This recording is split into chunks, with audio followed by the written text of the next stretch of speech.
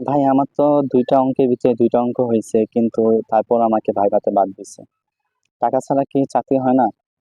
কনস্টেবলের চাকরির জন্য কত টাকা লাগে?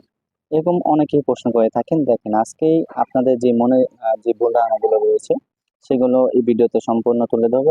তো ভিডিওটি সম্পূর্ণ দেখবেন। প্রথমত হচ্ছে, যখন আপনার ২টা অঙ্ক আপনার হয়ে থাকে, আপনার মতো এরকম অনেকেই রয়েছে যাদের ২টা অঙ্কের ভিতরে ২টা অঙ্ক হয়েছে। ধরেন আপনার জেলায় 20 জন নিবে, এখন 20 জনের ভিতরে 50 জনেরই 2টা অঙ্কের ভিতরে 2টা অঙ্ক হয়েছে। এখন দেখা গেছে অন্যান্য যে সাবজেক্ট গুলো এবং ভাইবা যদি একসাথে যোগ করা হয়, যোগ করলে আপনার লোক নিবে 20 জন, আর আপনার ভাইভাতে ডাকছে 50 জন বা 40 জন। এখন সবাই তো চাকরি হবে না, কিন্তু লোক নিবে কত? 20 জন। দেখা গেছে লিখিত যে পরীক্ষাটা আছে সেটা এবং ভাইবা এই দুইটা এক করার পর, যোগ করার পর যার নাম্বার কম আসে তাকে বাদ দেওয়া হয়, এবং যার নাম্বার সবচেয়ে বেশি আসে তাদের আগে লিস্ট করে।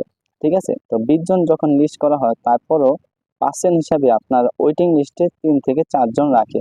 এখন কথা হচ্ছে, আপনার মতো অনেকে রয়েছে যাদের অঙ্কে ভালো রয়েছে এবং অন্যান্য যে সাবজেক্ট গুলো রয়েছে সেগুলো আপনার চেয়ে ভালো করছে। এখন তাদেরকে বাদ দিয়ে কি আপনাকে আর কি নিতে বলতেছেন, এরকম আর কি বোঝা যাচ্ছে আপনার কথা দ্বারা। আবার অনেকেই প্রশ্ন করে থাকে যে, ভাই কত টাকা লাগে পুলিশে কনস্টেবলের জবের জন্য?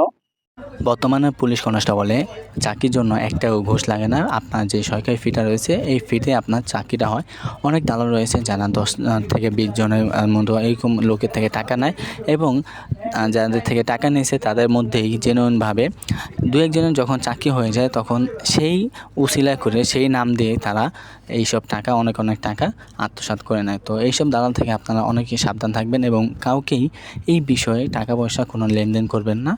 এবং আরেকটা কথা হচ্ছে, আপনাদের যদি কোনো কিছু জানা এবং কিছু বোঝার থাকে তাহলে অবশ্যই কমেন্ট করে জানাবেন। আমি যথেষ্ট চেষ্টা করব সেই বিষয় নিয়ে ভিডিও করার জন্য। ধন্যবাদ সবাইকে।